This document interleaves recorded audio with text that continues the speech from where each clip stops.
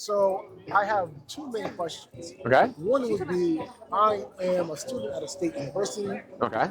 and while being a student at a state university, graduate student, there is a certain sort of agreement that you have as being an employee, that information or ideas that you create might be owned by the university if it's related to your field.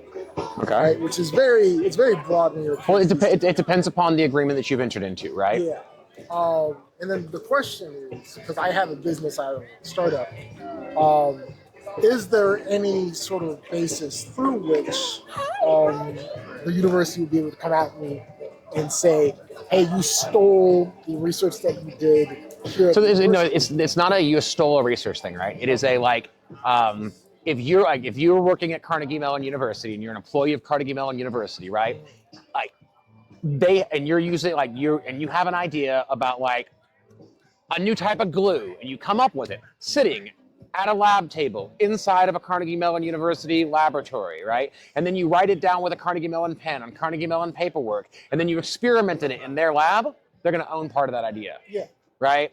So it's not about them stealing it, you stealing something from them. It's about whether or not they have ownership of something you create while you're employed by them.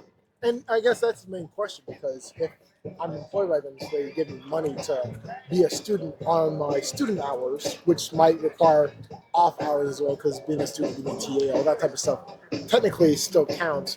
But if you decide to make this idea on your own, in your own time, at your own house, make sure you're doing it on your own time, using only your own resources, and you're documenting that you're doing that. So don't ever use a computer that the school owns or gave you. Don't be sitting at work writing notes in iCloud about your idea, right? Only work on the project at home, in your bedroom, on your computer that you bought and paid for, that you work for that project with, right? But also, all of this is really going to depend upon what kind of agreement you entered into with the university. Yeah. Right? And if you're 100% certain that you got that next $1 million idea, you got either two choices. You can either present it to the university and see if they will let you own the idea. Hey, I have this idea for this new kind of glue. Are y'all interested? And they're like, no, we don't make glue. Great, it's yours now, right? Or ask them to let you out of it. Or be like, hey, I had this great idea for some glue. Why don't y'all help me with it? And in exchange, I'll give y'all 20% of my glue empire, right? I'll give you 20% in exchange for you helping me. Because the agreement you have for what they're going to own for what your IP is while you're there, right? That's a baseline agreement. You can renegotiate that. Listen, guys, I got this great idea.